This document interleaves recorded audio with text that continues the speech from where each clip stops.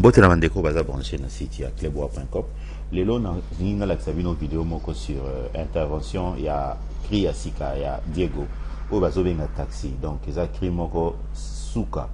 Donc ils ont promettre que vous allez créer oyo ou bien parmi ba cri oyo et aussi ba single ya formidable. Ngana loba mingi te na kolinga bolandango, mais avant bolandango na lingi na sala moi intervention sur moi ba deux vidéos na sala gilob.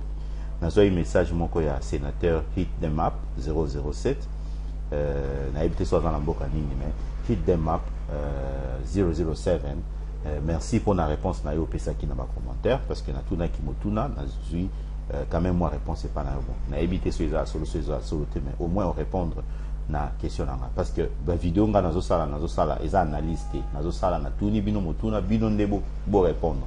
Et puis na vidéo mususu na tchaki deuxième vidéo na monaï bon ba fanatique ebele à maison mère bazo silika mais bon biso musala na biso ezali ko panza sango maison mère eza une des orchestres munene na Congo, donc il faut tout le bilango et Gege Pembele bon na moni au pesa kinga moi réponse au comprendre na sima biso to travail en partenariat na ba orchestre so botali vidéo na ochasiko boko yoka trésor lumière azolo ba clebois bocha na internet ba yebi na solo la na bango na fait ADTP ninga zala yo na wana kutu mutu na biso donc côté wana biso tozara pona ko détruire ba musicien na biso tozara pona bango mo musique na faisant na ba polémique na katine biso na clebois tout ça la effort to aider ba musicien na biso moko ndula Congo etabolara ba genre nango donc bozala bozala trop dur na biso te nga pe mo be na za pe sénateur mo pe bo mona pe na commentaire na yepe na koti na commenter parce que ngai na za pe donc bana okina bana Congo 2000 ya internet akala ba ebi sénateur de la nation donc ezande wana bon c'est plan la vidéo on azo chasiko parce que en tout cas Diego azoya somo pour ngande na yokeli krio yo et vous sala oyo katafumu sala bota la vidéo bino moko bo juger bo ebisa biso na commentaire sur bo moni cri à taxi o ndengeni bolanda Didier donc tozala là pour accompagner production il y a docteur Igor Malongi le président des chanceliers de Werason. On vous avait annoncé la répétition. Vivons ces moments importants. Internet à Bodota la biso. Clebois partout. Vivons ces temps forts avec Wenge Musique à Maison Mère. Un spectacle inédit avec les danseuses associées à ces cris, à ces nouveaux cris qui arrivent. Taxi. Taxi en exclusivité mondiale. Suivez et puis nous allons revenir pour que nous commentions avec les musiciens qui sont déjà avec nous sur ces plateaux tout en respectant nos us et coutumes. Restez.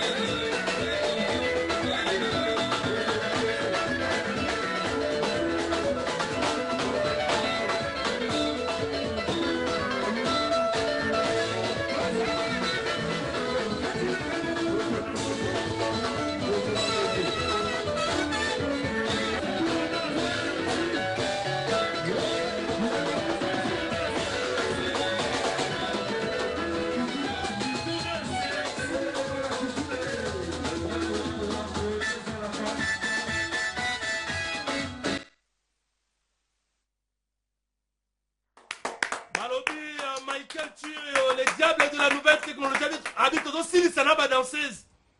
Mais applaudissons quand même Wenge Musique à Maison Mère parce que c'est quand on a évité Diego à la Mouki. Moutou Kawe na évité dans ça comment on dit taxi. Moutou nyo salati jaune à Zobula. Ah le groupe de WhatsApp, le chancelier de Werason, Dr. Ig Malongi, les intimes.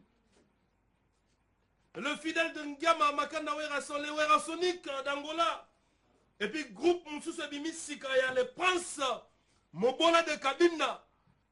Prince Mobola de Kabinda, Zamba Zamba spécial Pesa Lobby. Tout c'est là comme la message. Prince Mobola de Kabinda, très fort, trésor lumière à Lobby Fonamonango.